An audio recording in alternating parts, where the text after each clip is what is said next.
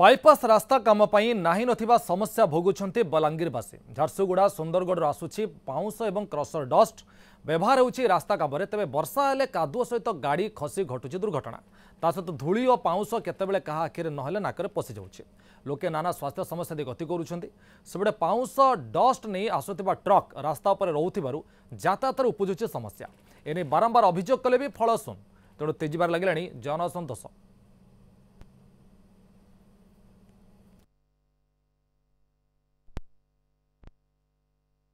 पूरा बहुत धूल गुड़ जाए जेता ओजन छुआ में से धू कहाँ गुड़ जे मुझे नहीं जानवर तन आखि मैंने पूरा चेंज होचे कहाँ गुड़ पकौछन कहाँ करछन जे जानी नहीं हवा बोले हेती लगे आज्ञा मन कहले टिके एटा बहुत से कहले छुआ पिला जीवे आले जे भल लगे बहुत अवश्य आज्ञा रास्ता बाईपास रास्ता जेन दिन कला दिन आमार मनकर बयस है गला न आमर एक कान भलसे नहीं दिसबार न सब बेला फुल फुल दुई आँखि चश्मा पिंधले भी फुल हो पूरा गुड़। हाँ डस गुड़ प्लस से आमर जेन माटी मुटा सागर आनी गुना करी स्लीप भी होकर पड़ जाऊ प्लस गुड़ भी होकर सब बेले आमर बेमार सेमार हो बसलान आम बयस होगलान। बाईपास काम रे माटी बदल रे इंडस्ट्री मानकर पाउंस अणा होउचे।